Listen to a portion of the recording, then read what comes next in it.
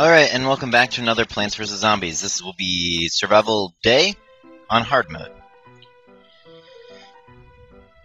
And I don't think I start a challenge type thing on this. I think that is the next time. Basically, I'm showing off how you can very easily get through all of the challenges for the challenge run, or for all of the survivals for the survival runs. Just get 2 rows of sunflowers, start getting a lot of sun up. It's not too terribly difficult. I know I keep saying that the entire time. It really is not. Once you get 2 sets of sunflowers, which I do recommend getting 2 rows of sunflowers. Very easily do you get enough sun for whatever fairly quickly. I think this I will show off the whatchamacallits again, the cob cannons once more, if you didn't get quite as good a look as you wanted to on that.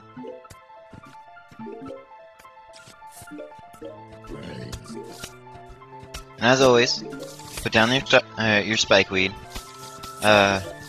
Too bad on the roof you can't put down spikeweed. You can't put a pot down there and use it. It just won't attack. It doesn't quite work as well as you would think.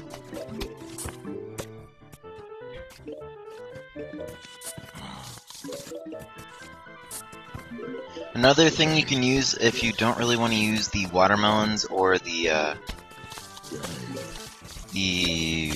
corn cobs, or the kernel pults, the melon pults or the kernel pults, you can always use the repeater and possibly its upgrade. And then you have the torchwood, which will just extremely boost the DPS for the repeaters. Now this is the difference between survival mode on hard and survival mode on normal difficulty, and I really screwed up with that pumpkin and I was really mad, but it's okay. I'll have plenty of chance to get it back. On survival mode on hard, you have to survive 10 flags, which you have 2 flags every round. So we just did flag number 1, and flag number 2 will come up fairly soon. And we have our 2 sets of, we have our basic walls down, we have our spikeweeds up. We're pretty set now. We can start working on the more difficult things, or the more expensive plants. And see, just look how fast all of this is coming about, just because of 2 rows of sunflowers. I think I do get rid of one of the rows of sunflowers, because I have now the double sunflowers, which basically saves the space where you don't need the 2 rows of sunflowers. I really do not recommend 2 rows of double sunflowers, or twin sunflowers, I think is what it's technically called. You won't need that much sun. There is no way you will need that much sun. 2 rows of sunflowers or 1 row of twin sunflowers is plenty.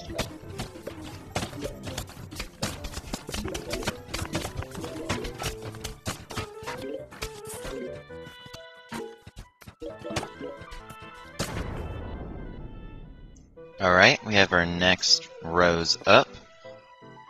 Twin sunflowers, basically you can start on your upgrades after the first round on any of the survival modes, or any of the hard modes, because you will have enough time to get it.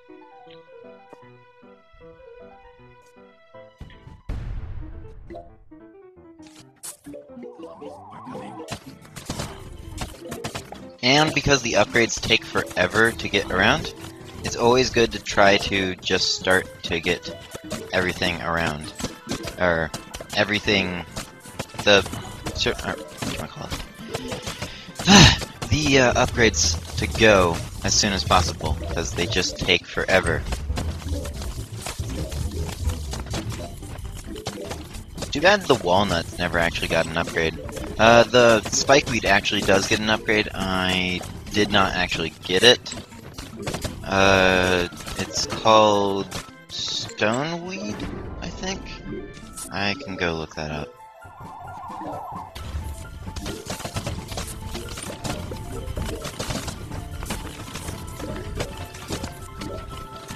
Whatever its technical name is,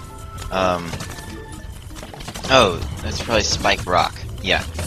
Essentially it's, from what I see it as, is a petrified version of the, spikeweed. But it has 3 prongs on it. It does, I think, does slightly more damage than the, spikeweed. But it, its main value is that it doesn't completely just get destroyed after being hit by something that would like pop tires or whatnot. And for some reason, the Cob cannons seem to be give you diamonds fairly regularly. It's rather weird, actually.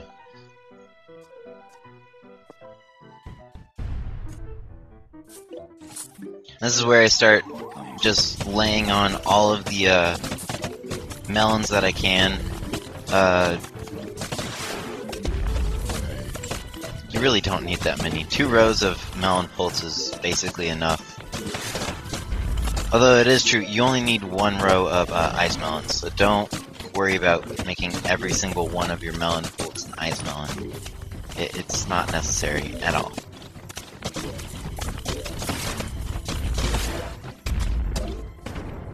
I'm just exploding as many zombies as I can because it's fun, and I have it. Zombonis are very annoying during survivals because you have to put up all of your spike weeds, which are very helpful and they're really annoying. And the Cob cannons really are not fast enough to get them unless you're like really good at anticipating them early. So, oh, and for all of those wondering, the college registration went fine. So if you're wondering about that, all of that went fine. The major that I would be going for is informatics, which is essentially computer stuff with some other practice, which mine will be mathematics and graphical design, basically. So, essentially, what you would need for designing video games. Actual projects, I've worked a lot in GameMaker and Multimedia Fusion 2.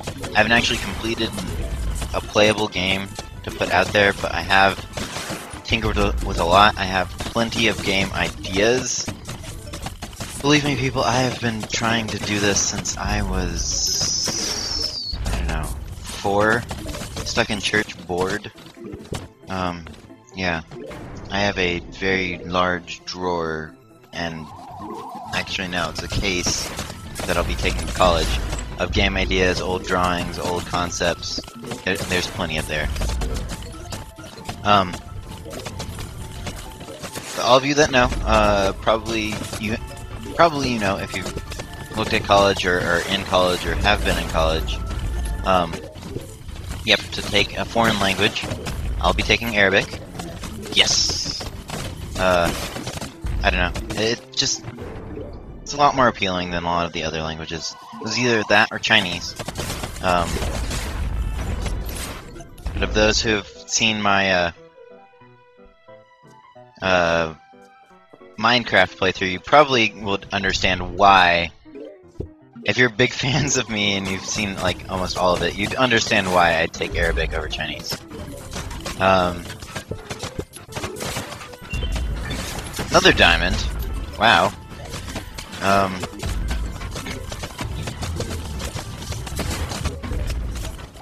Actually, I am getting a lot of lag in my video. That's also probably because something is rendering at this moment and it's just about to finish. So, it's probably lagging the system just a little bit, for at least on my end. Anything else? The problem is with the informatics thing, I won't actually be starting programming. Like, using actual, like, the first programming class you take Java, basically. They don't actually give you...